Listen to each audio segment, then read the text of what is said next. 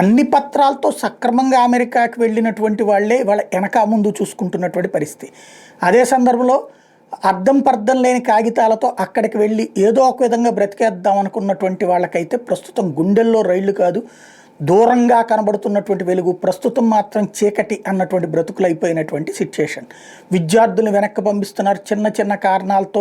H1B వీసాలకు సంబంధించి ఉన్నటువంటి వాళ్ళు పొరపాటున ఇండియాకు వస్తే మళ్ళీ తిరిగి వెళ్ళడానికి వీల్లేనటువంటి పరిస్థితులు సృష్టిస్తున్నారు. వీళ్ళ బంధువులు కూడా ఇదివరకైతే వెళ్ళొస్తున్న వాళ్ళు ఇప్పుడు బంధువులు వెళ్ళినా సరే దాళ్ళని అడ్డం పెట్టేసి వీళ్ళని ఎక్కడ పంపించేస్తారు అన్నటువంటిది.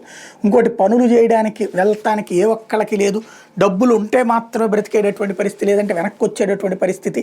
అదే సందర్భంలో మీ అంతటగా మీరు వెళ్ళిపోండి అని చెప్పి నోటీసులు ఇస్తున్నటువంటి సందర్భం. ఇవన్నీ ఒక ఎత్తు అయితే తాజాగా మరొక సంచలనాత్మకమైనటువంటి చర్యలు చేపట్టింది అమెరికా.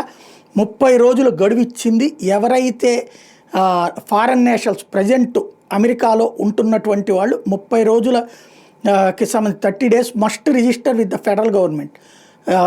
ప్రతి చోట కూడా ఎవరైనా కనుక అట్లాగా వాళ్ళు రిజిస్టర్ చేయించుకోకపోతే వాళ్ళని పనిష్ చేస్తాము, శిక్షిస్తాము. అది పెనాల్టీ వేయచ్చు, జైలు శిక్ష పడవచ్చు, లేదా రెండూ పడవచ్చు. All foreign nationals present in the United states longer than 30 days must register. అది 30 రోజుల కంటే ఎక్కువ అమెరికాలో ఉన్న ప్రతి ఒక్కళ్ళు తప్పనిసరిగా రిజిస్టర్ చేయించుకోవాలి ఫెడరల్ గవర్నమెంట్ దగ్గర, లేకపోతే చర్యలు అన్నటువంటిది. తద్వారా మరొక పీకల మీదకి వచ్చినటువంటి పరిస్థితి.